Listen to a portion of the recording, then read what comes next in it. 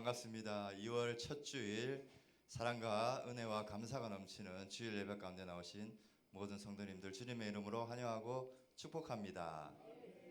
지난 한 주간 우리의 마음을 흔드는 세상에 수많은 풍파가 있었지만 오늘 이 시간 우리를 품으시는 주님의 평안 안에 머무기를 바랍니다. 이 시간 기쁨으로 하나님께 찬양하며 예배자리로 나가시겠습니다.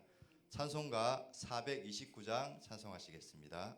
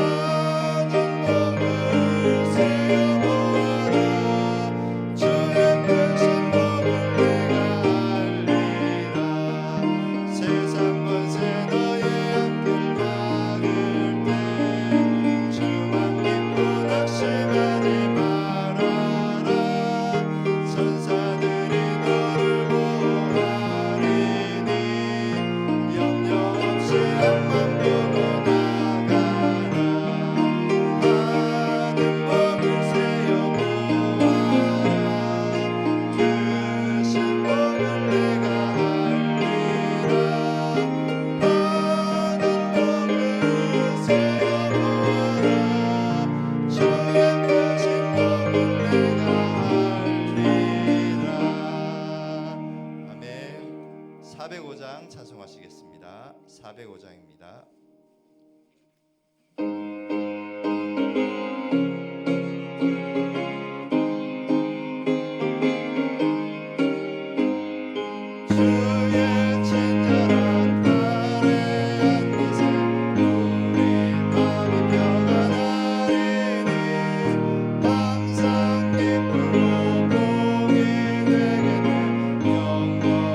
영원하신 날에 함께 세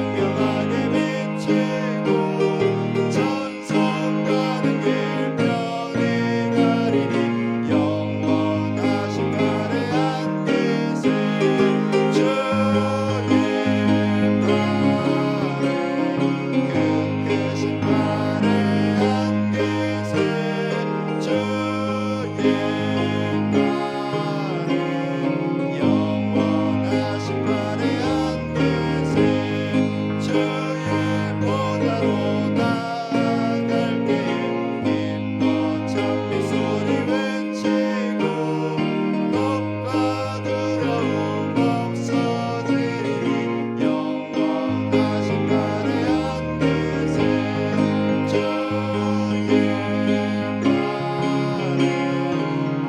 크신 발에 안기세 주의 발에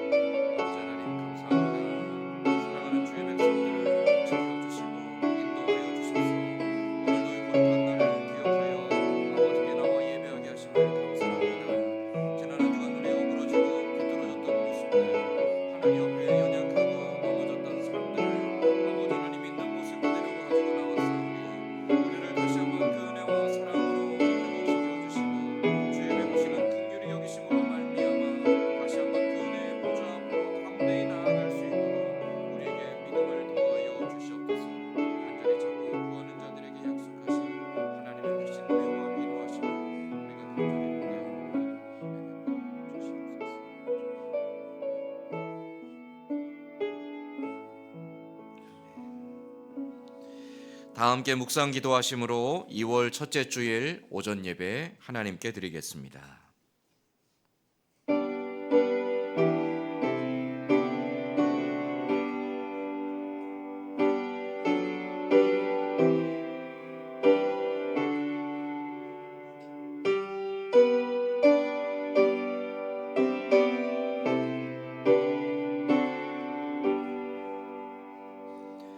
너희는 여호와를 만날 만한 때에 찾으라. 가까이 계실 때에 그를 부르라. 악인은 그의 길을, 불의한 자는 그의 생각을 버리고 여호와께로 돌아오라. 그리하면 그가 긍휼히 여기시리라. 우리 하나님께로 돌아오라. 그가 너그럽게 용서하시리라. 하나님은 영이시니 예배하는 자가 영과 진리로 예배할지니라. 아멘. 아버지 하나님 앞에 늘 부족하고 부끄러운 모습으로 살아가지만 변함없는 사랑으로 우리를 붙잡아 주시고 우리의 가는 길 가운데 함께 하시며 우리를 인도하여 주시는 하나님 감사드립니다. 그 하나님의 은혜와 사랑에 감사하여 오늘 거룩한 주일 아버지 앞에 나와 우리의 마음과 뜻과 정성 다해 예배하기를 원합니다. 우리의 예배가 누군가를 향한 것이 되지 않게 하시고 우리 자신의 위로와 만족을 위한 것이 되지 않게 하시며 우리 예배가 온전히 살아계신 하나님께만 드려지는 거룩한 산 예배가 되게 하여 주시옵소서. 주를 기쁘시게 해드리기 위해 그 앞에 온전히 순종할 수 있는 겸손과 결단함으로 예배하는 이 시간이 되게 하여 주시옵소서. 예배 가운데 주신 은혜를 사모하며 예배 모든 소를 주께 의탁하오며 예수님의 이름으로 기원하옵나이다. 아멘. 다 함께 자리에 일어나서 찬송가 14장 찬송하겠습니다.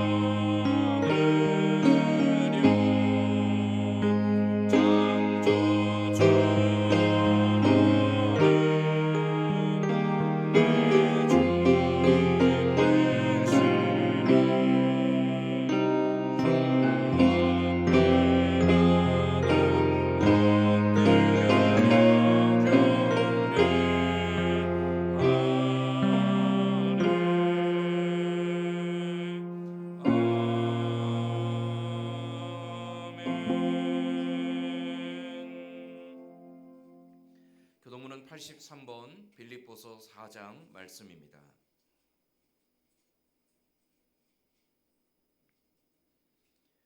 교동문 83번 빌립보서 4장 말씀입니다. 주 안에서 항상 기뻐하라. 내가 다시 말하노니 기뻐하라.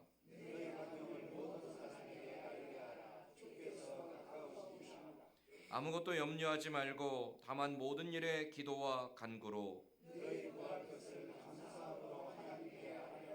그리하면 모든 지각에 뛰어난 하나님의 평강이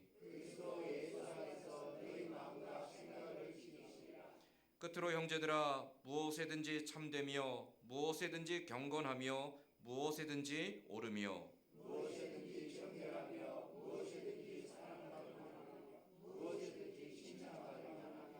무슨 덕이 있든지 무슨 기림이 있든지 이것들을 생각하라. 그리하면 평강의 하나님이 너희와 함께 계시리라. 아멘. 사도신경으로 신앙 고백하겠습니다. 전능하사 천지를 만드신 하나님 아버지를 내가 믿사오며 그 외아들 우리 주 예수 그리스도를 믿사오니 이는 성령으로 잉태하사 동정녀 마리아에게 나시고 본디오 빌라도에게 고난을 받으사 십자가에 못 박혀 죽으시고 장사한 지 사흘 만에 죽은 자 가운데서 다시 살아나시며 하늘에 오르사 전능하신 하나님 우편에 앉아 계시다가 저리로서 산자와 죽은 자를 심판하러 오시리라. 성령을 믿사오며 거룩한 공예와 성도가 서로 교통하는 것과 죄를 사하여 주시는 것과 몸이 다시 사는 것과 영원히 사는 것을 믿사옵나이다. 아멘. 다 자리에 앉아서 찬송가 423장 찬송하겠습니다.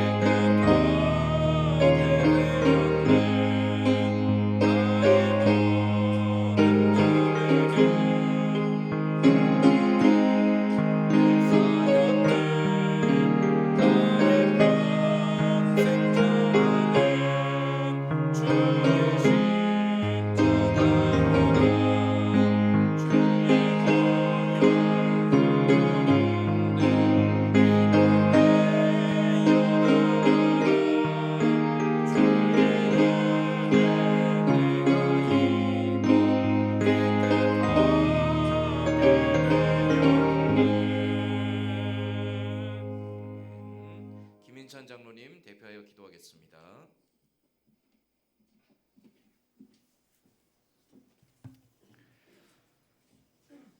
영원토록 살아계셔서 역사를 주관하시는 전능하신 하나님 아버지, 그 크신 사랑과 은혜를 찬양합니다.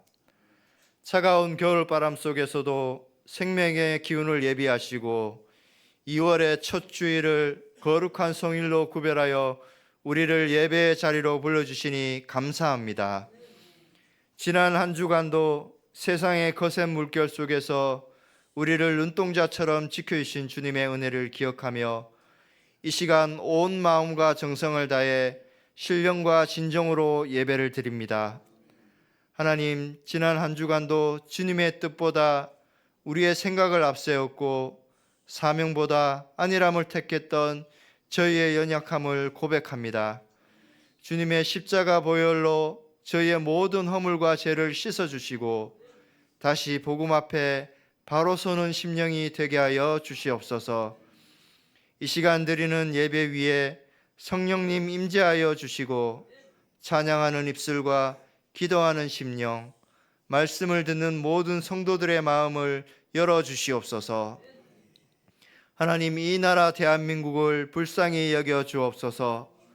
혼란과 갈등 속에서도 하나님의 공의와 진리가 바로 서게 하시고 위정자들에게는 하나님을 경외하는 마음과 백성을 섬기는 지혜를 허락하여 주옵소서.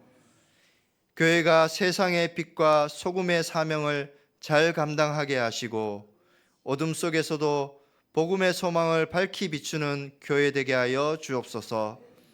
병중에 있는 성도들, 마음과 삶이 지쳐있는 성도들, 각자의 자리에서 눈물로 기도하는 성도들을 주님께서 친히 찾아가 주시고 치유와 회복, 위로와 새 힘을 허락하여 주옵소서.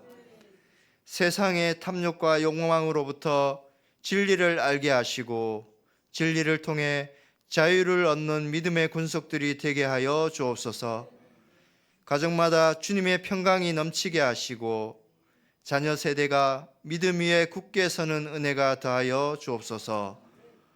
선교지에서 복음을 전하는 선교사님들을 주님 손에 올려드립니다. 언어와 문화의 장벽 속에서도 담대함을 주시고 육신의 연약함 가운데서도 강건함을 허락하여 주옵소서. 그 가정과 자녀들을 지켜주시고 선포되는 복음마다 생명의 열매가 맺히게 하여 주옵소서.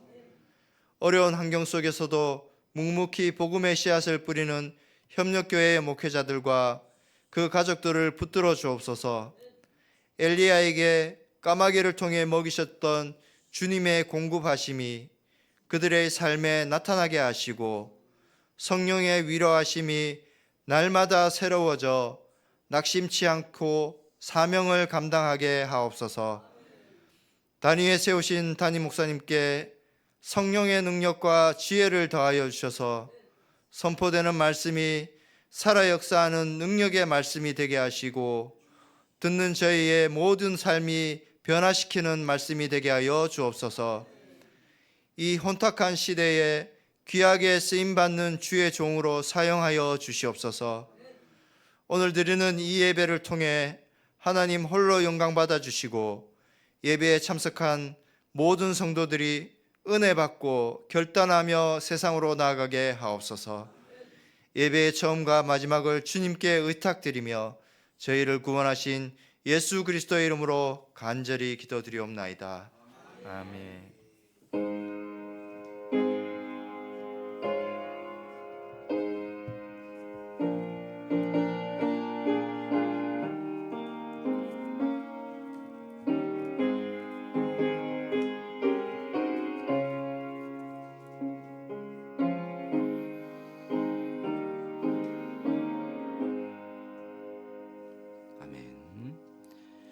오늘 우리 같이 읽을 하나님 말씀은 구약 성경 잠언 3장 1절에서 10절까지 말씀입니다.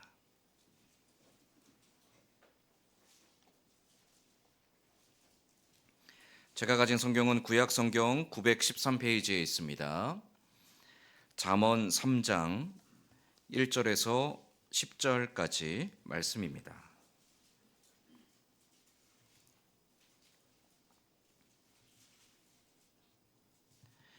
구약 성경 잠언 3장 1절에서 10절까지 말씀, 저와 여러분이 돌아가며 한 절씩 교독하겠습니다. 내 아들아, 나의 법을 잊어버리지 말고 내 마음으로 나의 명령을 지키라.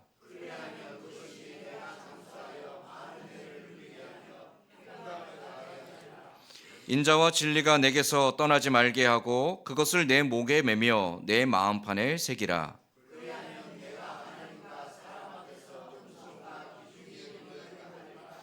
너는 마음을 다하여 여호와를 신뢰하고 내 명철을 의지하지 말라.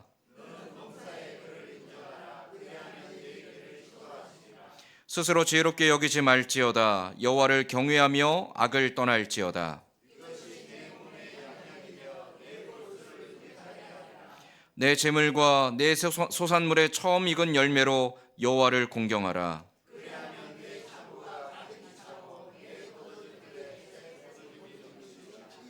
아멘. 한 주간 많이 추우셨죠? 네, 매섭게 추운 날씨가 지나가고 날씨가 조금씩 회복된다고 합니다. 환절기, 또 추운 날씨가 또 번복되는 이 계절 속에 건강 잘 지키셔서 몸이 연약해지면 마음도 연약해지고요. 몸이 연약해지면 우리의 신앙도 흔들리는 경우들이 많이 있습니다. 건강하게 몸과 마음이, 우리의 심령이 하나님 앞에 강건하게 이겨나가는 이 한 해가 될 수 있기를 간절히 소망합니다. 우리 옆에 있는 분들과 서로 인사하며 축복하겠습니다. 하나님은 당신과 함께 하십니다. 하나님은 당신과 함께 하십니다. 아멘. 여러분이 지금 있는 형편에서 집을 지어서 새로 이사를 해야 되는 상황이 되었습니다. 어떤 집을 지으시겠습니까? 네, 편안한 집. 근데 또 내가 짓고 싶은 집이 있죠. 그렇지만 형편상 못 지을 수도 있습니다. 자기 형편에 맞춰서 집을 지어드릴 수도 있고요. 아니면 나의 필요에 따라서 지을 수도 있고요. 저도 이제 그런 생각을 많이 했었거든요. 내가 나중에 집을 지으면 어떤 집을 지을까? 내가 나중에 외람되지만 제가 노후에는 어떤 집을 짓고 살까? 이제 그런 생각들을 이렇게 많이 해봅니다. 그래서 제 나름대로 이렇게 막 청사진도 그려보고 이제 평면도 이렇게 막 그려보고 한동안 많이 그려봤습니다. 이런 집도 지어보고 저런 집도 지어보고. 근데 결론은 내가 지을 수 있는 집이 없구나였습니다. 우리가 집을 짓고 싶을 때 어떤 집을 지을 것이고 그 집을 어떻게 채울 것인가, 그건 자기 나름대로의 필요가 있고요. 혹은 자기의 여건과 형편에 따라 다를 수도 있고요. 거기에 따라서 자기가 가지고 있는 여러 환경에 대한 기준과 판단을 가지고 어떻게 지어야지, 무엇으로 채워야지를 결정하게 되겠죠. 무조건 짓고 싶다고 내가 짓고 싶은 집을 다 지을 수 있는 것은 아닌 것 같아요. 어떤 집을 지을 수 있는가? 그 집을 짓기 위해서 지금 나에게 필요한 것이 무엇이고, 내가 가지고 있는 것이 무엇이고, 내가 어떻게 그 집을 지을 것인가에 대한 판단과 결정이 필요합니다. 마태복음 7장 말씀에 보면 예수님의 비유 말씀 가운데 집을 짓는 비유가 등장을 하죠. 산상수훈 가운데 예수님이 사람이 집을 지을 때 어떤 사람은 모래 위에 짓고 어떤 사람은 반석 위에 집을 지었다라고 비유로 말씀하세요. 여러분, 우리가 결과는 뻔히 알고 있습니다. 비가 오고 물이 넘쳐나고 큰 바람이 불면 모래 위에 집은 집은 곧 무너진다고 하죠. 근데 왜 모래 위에 집을 지었을까요? 어리석어서 그런가요?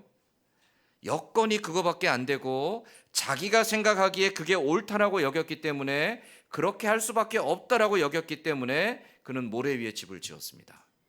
어떤 사람은요, 반석 위에다 집을 지어야 된다라고 굳게 결심을 하였고 자기의 판단에 따라서 그 집을 짓게 되죠. 사람이 집을 지을 때 내 집이 빨리 무너지기를 바라고 내 집이 정말 불편하기를 원해서 집을 짓는 사람은 없다라는 거죠. 어떤 이유에서든지 어떤 조건에서든지 어떤 환경에서든지 자기 나름대로의 판단과 결정을 가지고 그 집을 짓게 되는 겁니다. 그런데 예수님께서 그 비유로 말씀하신 이유가 있죠. 그 사람이 어떤 판단과 결정으로 집을 짓든지 그가 지은 집이 반드시 결과로 이어진다라는 겁니다. 편리에 의해서 집을 지었든 혹은 필요에 의해서 집을 지었든, 혹은 가진 것이 모자라서 집을 지었든, 혹은 내가 힘들게 공들여 집을 지었든, 어떠한 판단과 결정에 의해서 짓든지 내가 지은 집은 반드시 그 결과가 뒤따라온다라는 것. 그래서 예수님의 그 비유의 말씀의 핵심은 어떻게 판단할 것인가, 어떠한 기준으로 결정할 것인가가 중요하다라는 것을 말씀하고자 하셨던 것이죠. 집을 잘 지어야 된다가 아니라 그 집을 짓기 위해 네가 무엇을 생각해야 되고, 그 집을 짓기 위해 네가 무엇을 기준으로 판단해야 되고, 그 집을 짓기 위해 네가 무엇을 준비해야 될지를 마음속에 깊이 고민하고 판단하고 결정해야지만 그 결정한 것이 아름다운 결과로 이어질 수 있다. 곧 사라질 것, 곧 무너질 것, 잠시 있다 흔들려 넘어질 것들에 목을 매지 말고 영원한 것이 너에게 가장 유익하고 소중한다는 것을 마음속에 깊이 새기고 그 영원한 것을 위해서 살아가야 된다라는 것이 마태복음 7장의 집을 짓는 자의 비유의 내용이라는 거죠.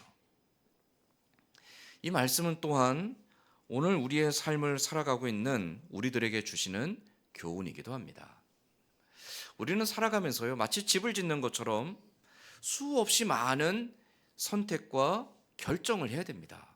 자, 우리가 이제 주일 오전에 세 번째 시간으로 결정, 우리의 인생에 수없이 많은 그 결정의 순간에 우리가 어떻게 결정하고 어떠한 길을 가야 될지 말씀을 통해 계속 고민하고 있는데요.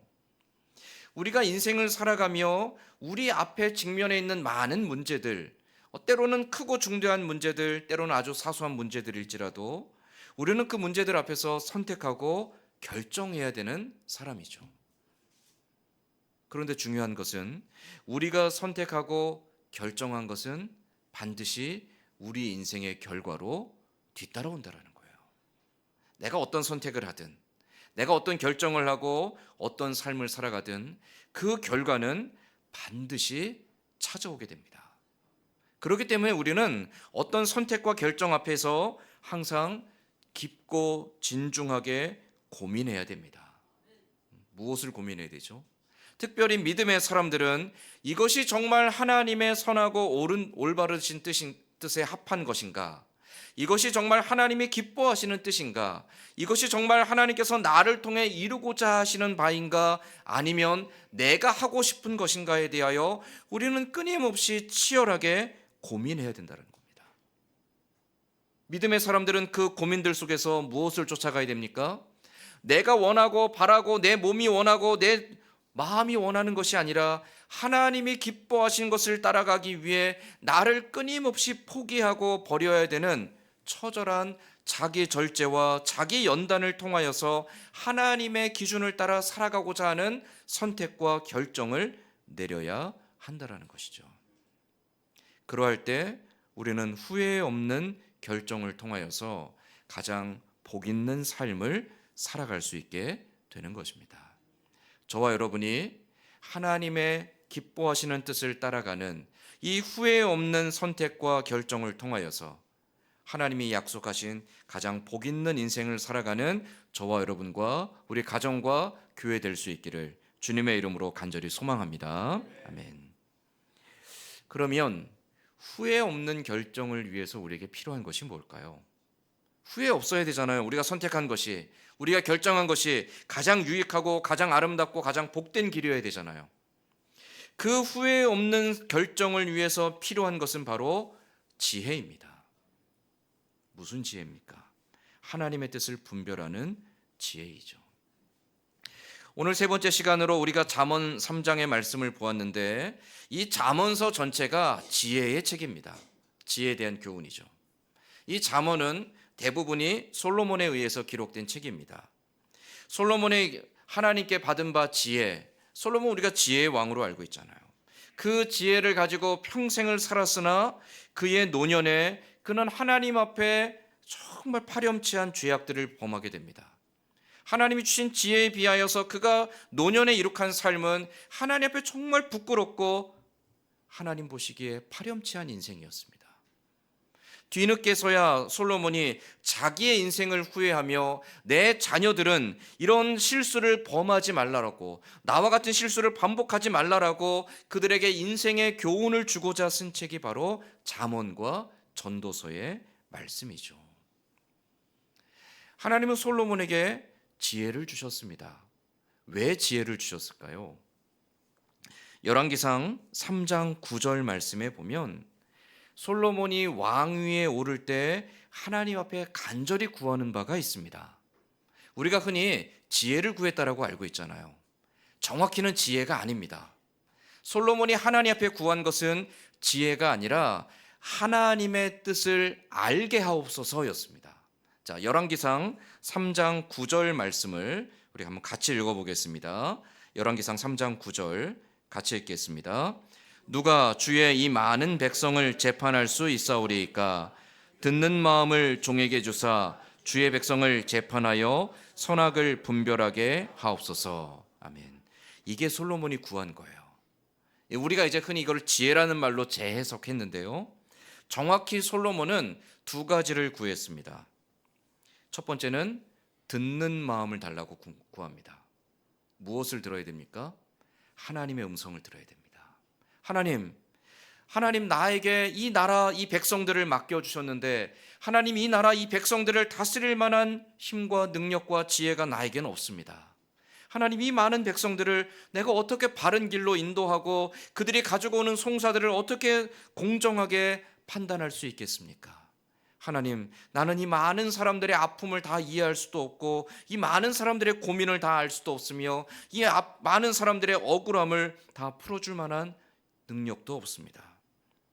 그러니 하나님, 나에게 왕 위에 앉히셨다라면 이 나라를 다스리시고 이 모든 백성들의 주인 되시는 하나님의 생각이 무엇인지 듣게 하여 주옵소서. 이게 솔로몬이 구한 첫 번째입니다. 이 나라는 내 것이 아니라 하나님의 것이라는 거죠.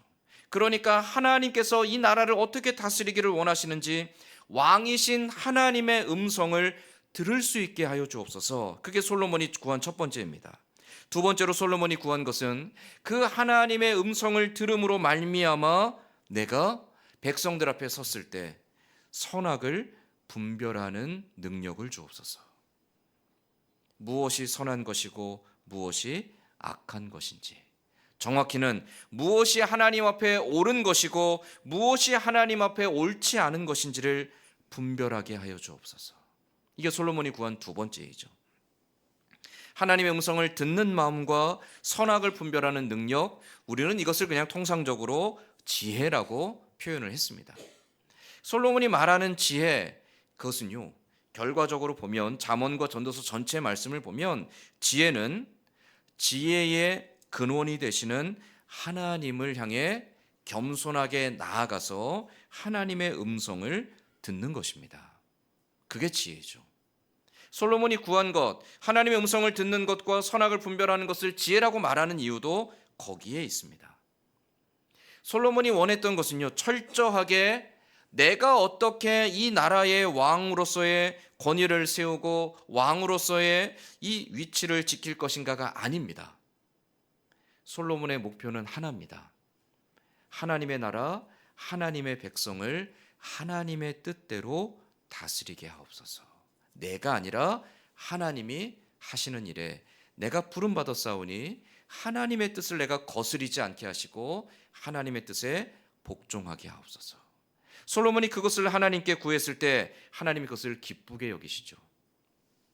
하나님이 솔로몬에게 찾아와서 내가 나에게 이 나라 백성을 다스릴 수 있고 선악을 분별하는 지혜를 구하니 네가 참으로 귀하다라고 말씀하세요.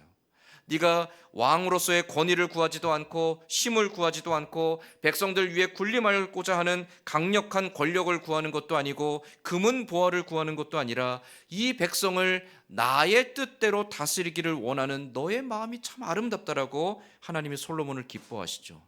그래서 그에게 지혜를 주실 뿐만이 아니라 그에게 그 나라의 영광까지도 허락해 주십니다.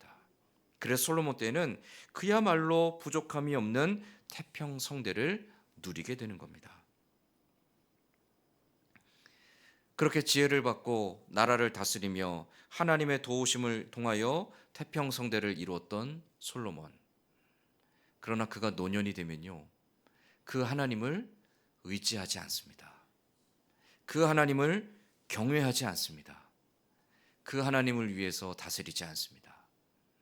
솔로몬의 노년이 되면 솔로몬은 하나님을 배제하고 자기의 판단과 경험과 자기의 지식과 자기가 보고 있는 세상을 자기의 뜻대로 움직이려고 합니다.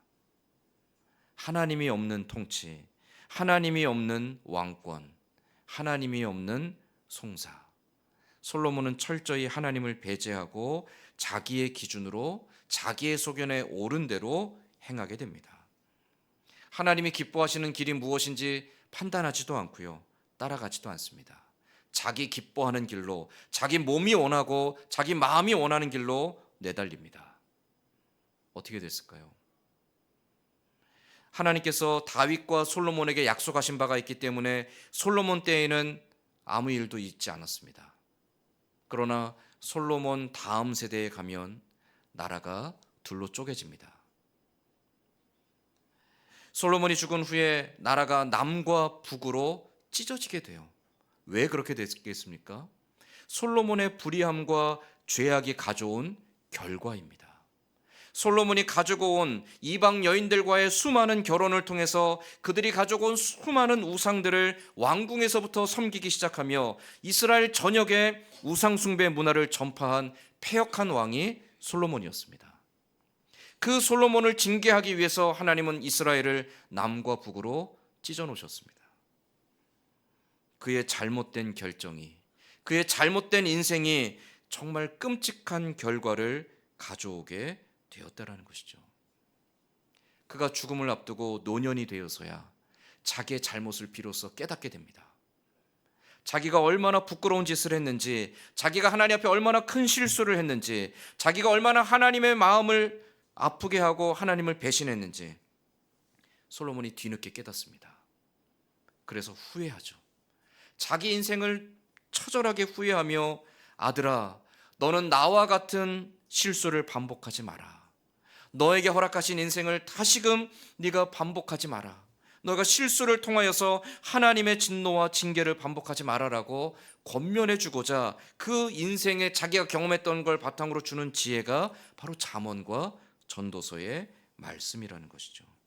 그래서 솔로몬은 이 말씀을 통해서요, 내 자녀들이, 내 자손들이 나와 같은 실수를 반복하지 않고 하나님이 주시는 지혜를 통하여서 바른 선택과 결정을 하여서 가장 복된 인생을 살아가고 하나님이 복 주시는 가장 아름다운 왕국을 이어가기를 간절히 소망했던 겁니다. 그게 바로 잠언과 전도서에 담겨져 있는 솔로몬의 마음입니다. 우리는 살아가면서 수없이 많은 결정의 순간에 서요. 그 많은 순간들의 선택과 결정들이 오늘 지금 나를 만들어 놓은 겁니다. 안타깝지만 지금 내 모습은요, 내가 지금까지 살아오면서 했던 수많은 결정의 결과입니다. 그리고 때로는 부끄럽기도 하고요, 때로는 자랑스러울 수도 있습니다. 그런데 우리에게 또 더 중요한 문제가 남아있죠. 앞으로는 어떻게 할 것인가입니다. 지금까지 내가 수많은 결정을 통해 지금 내 모습이 만들어졌다면 이것이 끝이 아니라 우리가 앞으로도 살아가야 될 날들, 그것이 1년이 될지 10년이 될지 50년이 될지는 아무도 모릅니다. 그러나 내게 허락하신 삶을 살아가며 내가 앞으로도 어떤 선택과 결정을 할 것인지 그것을 통하여 주님 앞에 서는 그날까지 내 모습이 만들어진다라고 생각한다면 우리는 하나님 앞에서 오늘도 끊임없이 고민하고 두렵고 떨리는 마음으로 우리 인생에 대하여 옳은 선택을 해야 된다는 거죠. 그 후회 없고 옳은 선택을 위해서 지혜가 필요한데, 그럼 과연 솔로몬은 그 후회 없는 선택을 위한 지혜로움이 무엇인지 오늘 말씀에서 어떤 교훈을 주고 있을까요? 솔로몬이 주는 교훈을 우리는 두 가지로 볼 수 있습니다. 솔로몬이 후회 없는 선택을 위한 지혜를 위해서 주는 교훈, 그 첫 번째는 스스로 지혜롭게 여기지 말라라는 것입니다. 자, 7절 말씀 같이 한번 보겠습니다. 잠언 3장 7절 같이 읽겠습니다. 스스로 지혜롭게 여기지 말지어다. 여호와를 경외하며 악을 떠날지어다. 아멘. 솔로몬이 뭐라고 말합니까? 스스로 지혜롭게 여기지 말지어다. 가장 지혜로운 왕이잖아요. 전 세계에서 많은 사람들이 솔로몬의 지혜를 듣고자 찾아왔습니다. 그의 지혜로움은 아직까지도 우리에게 남아져 있죠. 교회 다니지 않는 사람들도요, 솔로몬이 그 한 아이를 놓고 두 여인이 다투는 그 내용은 다 압니다. 지혜의 대표적인 사건이죠.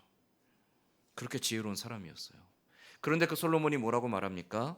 내가 평생 내가 지혜로운 사람인 줄 알고 내가 정말 많은 지혜로운 판단을 했는데 내가 지금까지 살아와 보니까 내가 지혜로운 게 아니었구나라는 거예요. 그래서 자기 자녀들에게 스스로 지혜롭게 여기지 말지어다.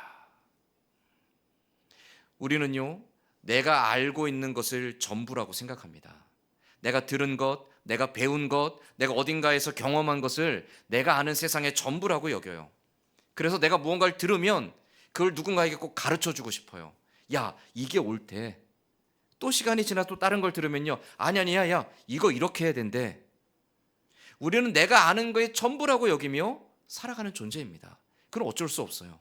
우리 자체가 우리가 아는 게 전부라고 여기는 연약한 존재이기 때문에 그렇습니다. 그러나 여러분, 내가 아는 것은요, 이 세상의 이 우주 만물의 먼지만도 못합니다.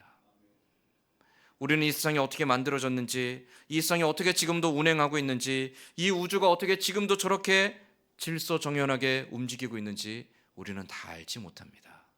아니, 그 먼 세계 말고 우리 자신도 알지 못하죠. 내가 어떻게 모태에서부터 조성되었는지, 내가 어떻게 지금 여기까지 오게 되었는지, 내 마음에 어떤 생각들이 일어나고 있는지 우리는 모릅니다. 오늘 당장, 내일, 모레, 1년 후, 10년 후 어떤 일이 일어날지 우리는 우리 자신도 모르는 존재이죠. 그런데 우리는 마치 모든 걸 다 아는 것처럼 여기며 살아갑니다. 조금 들은 것 가지고 우리는 그것이 전부라고 여기며 살아갑니다. 우리가 아는 하나님은 하나님의 본체에 비하면 10만 분의 1, 1000만 분의 1도 되지 않습니다. 우리는 다 알지 못해요. 그러나 하나님은 만물을 그 뜻대로 예비하시고 창조하시고 다스리시는 분이시죠. 우리가 아무리 지혜롭다 하여도 하나님의 지혜에 우리는 발끝만큼도 쫓아갈 수가 없습니다. 우리가 아무리 능력이 많다 하여도 하나님의 능력에 비하면 우리가 가진 능력은 견줄 만한 것이 되지 못합니다. 우리가 아무리 많은 걸 가지고 있고 많은 재능과 많은 지혜를 갖고 있다 할지라도 하나님의 능력에 비하면 우리는 아무것도 아니라는 것이죠. 그래서 우리가 늘 고백하잖아요. 먼지 같은 우리들, 단지 먼지 같은 우리들. 시편 103편에 시편 기자가 고백하는 것처럼 우리는 그저 진토 같은 존재인데 우리는 마치 모든 걸 다 할 수 있고 모든 걸 다 알고 있고 모든 걸 다 이룰 수 있는 것처럼 여기며 살아간다라는 거죠. 지혜의 가장 시작은 무엇입니까? 내 스스로 지혜롭다 여기지 않는 것입니다. 내 스스로 지혜롭다 여기지 않는 것은 곧 지혜의 근원은 오직 하나님밖에 없습니다라는 고백입니다. 하나님만이 지혜이시고 하나님만이 모든 걸 알고 계시고 하나님만이 모든 것을 하실 수 있다라는 것을 인정하는 것.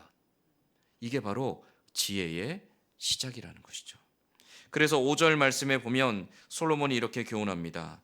너는 마음을 다하여 여호와를 신뢰하고 내 명철을 의지하지 말라. 여러분, 내가 힘써서 평생에 할 수 있는 것과 하나님이 순간 짧은 시간에 행하실 수 있는 것, 어떤 것이 더 크고 위대하고 완전하겠습니까?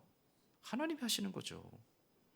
여러분이 평생을 수고하고 고생해서도 이루지 못하는 것을 하나님은 한마디 말씀으로 이루실 수 있는 분입니다.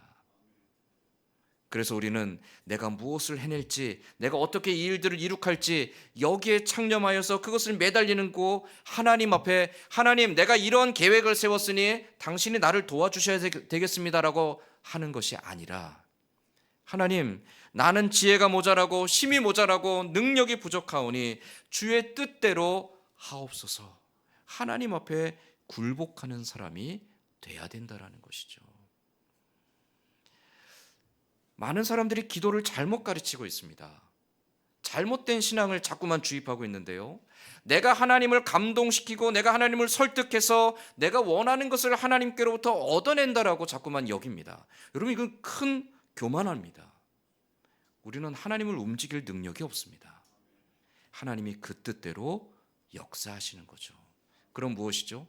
하나님의 그 역사 앞에 내가 굴복하는 겁니다. 그게 지혜입니다.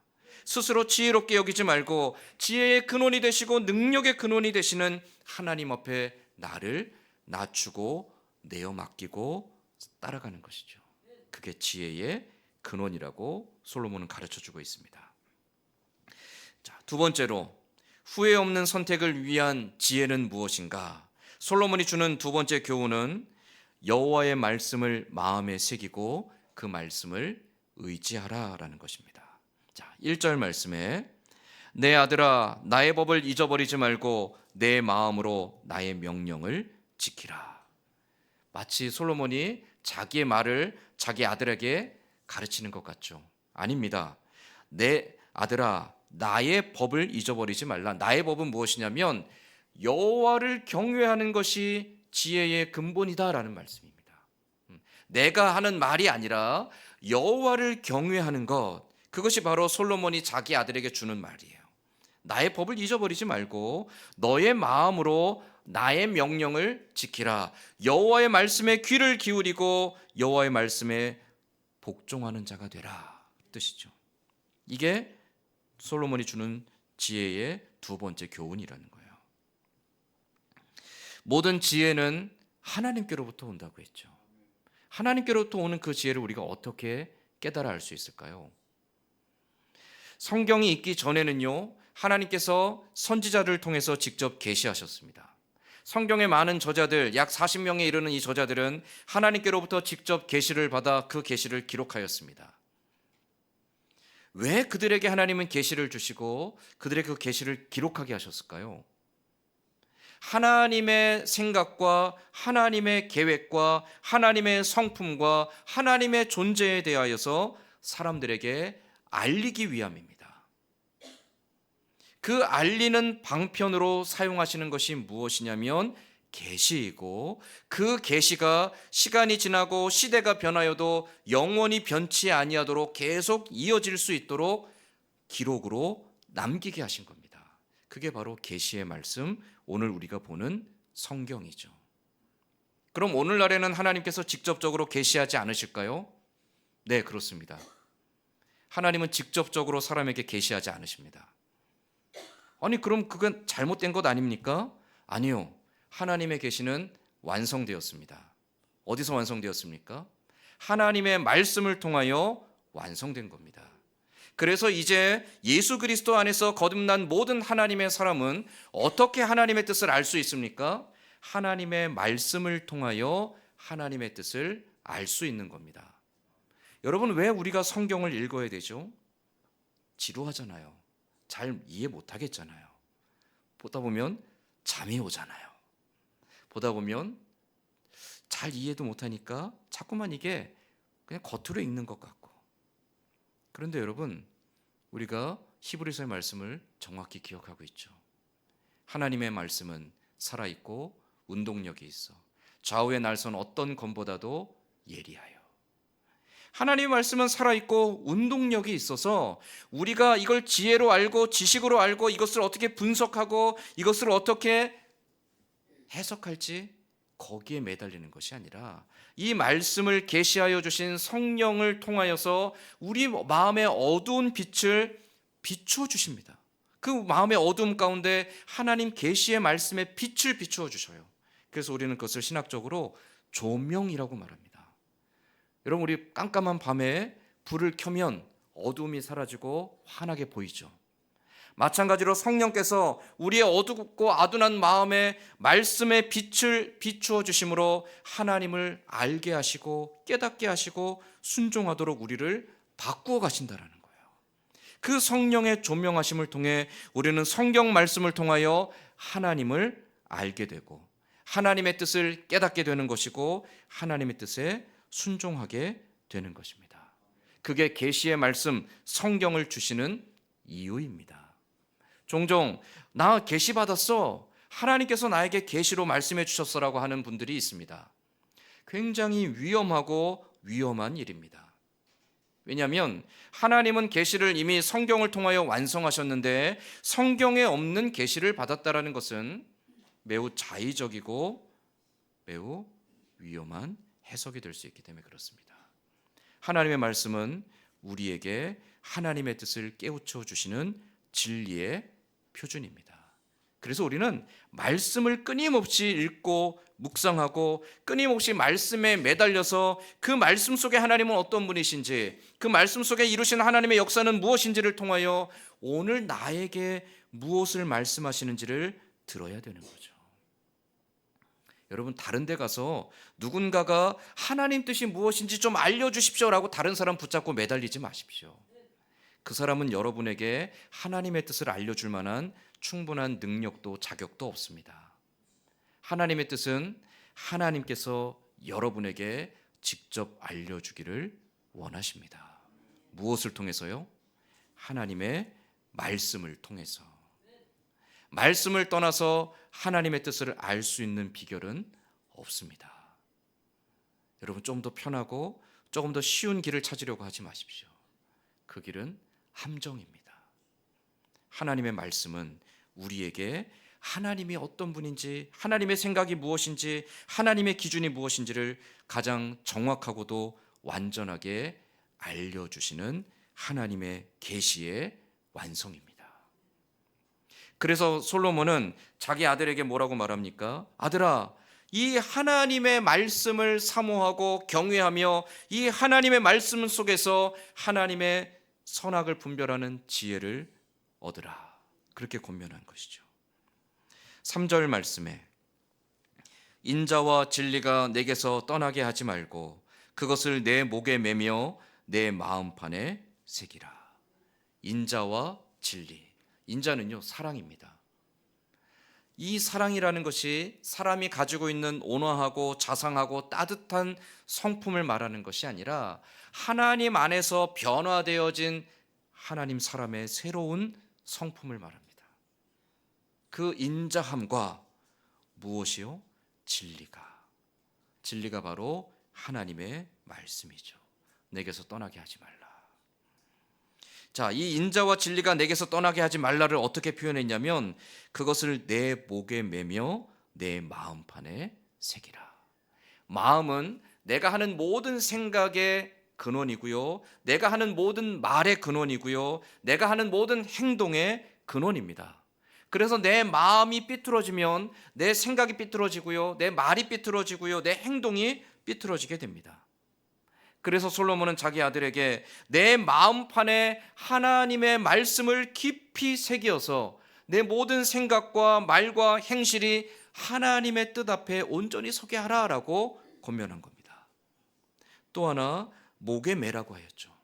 목에 맨다라는 것은요, 오늘날 조금 우리 문화하고는 좀 잘 안 맞는데요, 고대 이스라엘 문화 가운데 왕이나 어떤 중요한 관직에 있는 사람들이 어떤 중요한 결정을 내릴 때 도장을 찍잖아요. 우리로 치면 지금 인감 도장 같은 어떤 중요한 도장을 찍을 때 그 도장이 소중하기 때문에 어떻게 보관하냐면 도장을 묶어서 자기 목에 메고 다녔습니다. 목에 메고 있던 도장은 자기의 중요한 결정을 내리는 도장인, 우리로 치면 인감 도장 같은 거예요. 인자와 진리를 목에 맨다. 내가 무언가를 결정해야 되는 그 순간에 그 결정의 판단의 기준이 무엇입니까? 여호와의 말씀이 되어야 된다는 거죠. 과연 이 말씀을 가지고 이것이 정말 하나님의 선하고 옳은 뜻인지, 하나님의 기뻐하신 뜻인지를 판단하고 결정하고 행동하라는 거예요. 그래서 목에 메고 마음판에 새기라라고 솔로몬이 자기 아들에게 권면하고 있습니다. 지혜로운 판단을 위한 권면 두 가지. 첫 번째는 내 스스로 지혜롭게 여기지 말라라는 것. 두 번째는 여호와의 말씀을 마음에 새기라는 것. 그러면 어떻게 될까요? 솔로몬이 명령만 주는 것이 아닙니다. 이 하나님의 말씀을 순종하여서 내 스스로 교만하지 않고 하나님 말씀을 내 마음에 새기고 그 앞에 순종하며 따라가면 하나님께서 반드시 약속한 바를 이루어 주실 거라고 솔로몬은 말하고 있습니다. 그 약속이 무엇입니까? 먼저는 2절 말씀입니다. 2절 말씀에 그리하면 그것이 내게 장수하여 많은 해를 누리게 하며 평강을 더하게 하리라. 여러분, 장수는 복이죠. 장수가 정말 복입니까? 많은 어르신들, 이제 90, 100세가 다 되신 어르신들을 만나면 반반이에요. 오래 살아서 참 좋다라고 하시는 분도 있지만 빨리 죽고 싶다라고 하시는 분도 계세요. 왜 그렇게 고백하실까요? 몸이 너무 힘들고 마음이 너무 괴롭기 때문에 그렇습니다. 밤에 잠도 안 오고 하고 싶은데 할 수도 없고 마음에 근심이 가득하고 자녀들 생각하면 밤잠을 설칠 만큼 고민이 있고, 그럼 여러분 사는 게 아닙니다. 정말 복 있는 삶은 어떤 겁니까? 오래 사는 것과 더불어 마음에 근심이 없는 겁니다. 근심이 없이 장수하는 게 가장 복 있는 인생입니다. 오래 산다고 해도 여러분, 오래 사는데 한 60년, 70년을 평생 스트레스 받으며 고생하며 정말 마음속에 분노가 치밀으며 이런 채로 60년, 70년을 산다? 지옥입니다. 그런데 마음속에 늘 기쁨이 충만하고 감사가 충만하고 평안함이 넘치는 삶을 100세를 산다. 이건 정말 복이죠. 솔로몬이 그 약속을 하고 있습니다. 스스로 지혜롭게 여기지 않고 여호와의 말씀을 마음판에 새기며 살아가면 하나님께서 평안하게 장수하게 하실 것이다. 또 하나의 약속된 복이 있습니다. 4절 말씀에 같이 한번 읽어보겠습니다. 3장 4절 말씀 같이 읽겠습니다. 그리하면 내가 하나님과 사람 앞에서 은총과 귀중히 여김을 받으리라. 아멘. 하나님 앞에 겸손하고 하나님의 말씀을 마음판에 새기고 살아가는 사람들, 하나님께서 그들을 귀중히 여기신다라는 거죠. 그들에게 은총을 베푸신다라는 거예요. 하나님과 사람 앞에 귀중하게 여김을 받는 것. 여러분, 이게 얼마나 귀하고 아름다운 복입니까? 솔로몬의 이 말씀들, 여러분 이 말씀들의 구조를 한번 보십시오. 아들아, 내가 여호와의 말씀을 따라가면 하나님이 너에게 이러한 복을 주실 것이다. 내가 스스로 교만하지 않고 하나님 앞에 겸손하면 하나님께서 너에게 이러한 은혜를 베푸실 것이다. 솔로몬이 지금 계속 그렇게 말하고 있죠. 그가 어떠한 결정을 하든지 그 결정에는 결과가 뒤따른다라는 거예요. 하나님이 주시는 그 지혜를 가지고 선택하고 결정한 사람들, 그 지혜로 말미암아 하나님이 주시는 평안하고 복된 인생을 누리게 된다라는 것이죠. 내가 못했다, 나는 실패했다, 나는 실수했다, 그러니 아들아 너는 제발 실수하지 말아다오.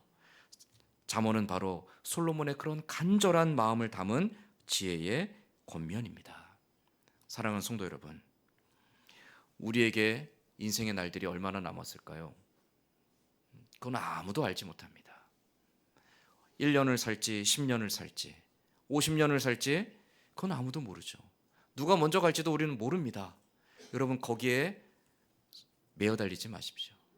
오늘 하루를 살더라도 나는 어떠한 판단과 어떠한 결정 속에서 살아갈 것인지, 내가 무엇을 기준으로 판단하고 결정할 것인지, 내가 무엇을 위해 살아갈 것인지, 우리는 그것을 고민하며 이 하루하루를 살아가야 됩니다.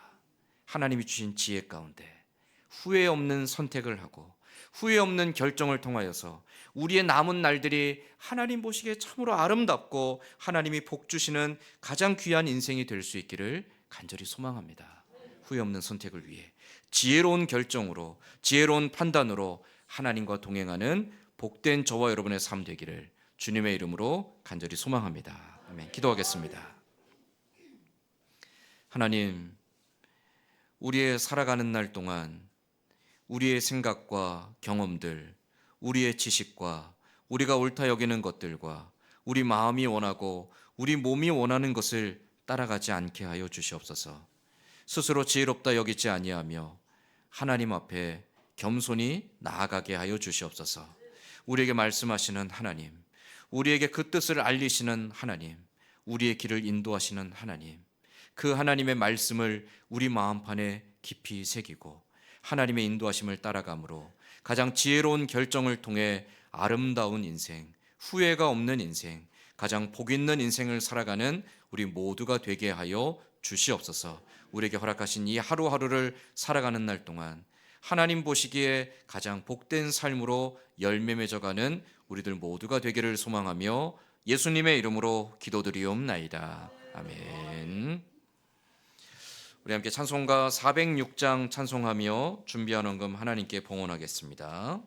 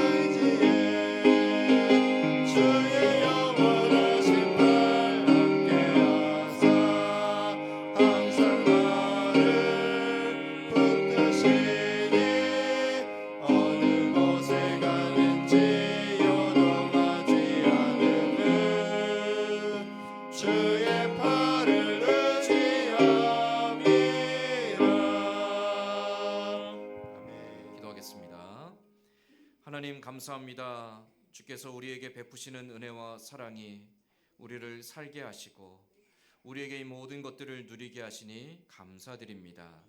아버지 하나님, 내게 주신 모든 것 주의 것이기에 우리의 믿음의 고백을 담아 10분의 1을 아버지 앞에 드립니다. 또 감사한 제목들, 기도의 제목을 담아 예물로 드립니다. 선교하는 일과 또 교회를 세워가는 일을 위해 또 하나님 앞에 작정한 바대로 예물로 드립니다. 드려진 예물이 주의 나라와 주의 몸된 교회와 주의 영광을 위해 귀하게 사용되어질 수 있도록 선한 양심과 선한 지혜로 인도하여 주시옵소서. 드린 손길들 또한 드리고 싶지만 더 드리지 못한 손길들도 있사오니 그 손과 가정과 생업의 터전 위에 날마다 함께 하시는 하나님으로 인해 감사와 기쁨의 찬송이 늘 넘쳐나는 복 있는 인생 살게 하여 주시옵소서. 함께 하심을 감사드리며 예수님의 이름으로 기도드리옵나이다. 아멘. 기도하겠습니다. 우리 주 예수 그리스도의 은혜와 하나님 아버지의 크신 사랑하심과 성령의 감화감동 교통하시는 은혜가 하나님이 주시는 지혜로 후회가 없는 하나님 보시기에 아름답고 하나님이 기뻐하실 만한 선택과 결정들을 통해 하나님 복 주시는 가장 복 있고 아름다운 인생의 길 걸어가기 원하는 고개 숙인 모든 주의 백성들 위에와 이 자리에 함께하지 못한 사랑하는 성도들과 멀리 타지에 나가 있는 가족들 위에 오늘도 영육간의 연약함 속에서 하나님의 위로와 치료와 회복의 은혜를 구하는 주의 백성들과 선교지에서 복음 들고 수고하는 선교사님들과 북녘 땅의 우리 동포들 그리고 이 나라 민족과 우리 교회 위에 이제로부터 영원토록 함께 있을지어다. 아멘.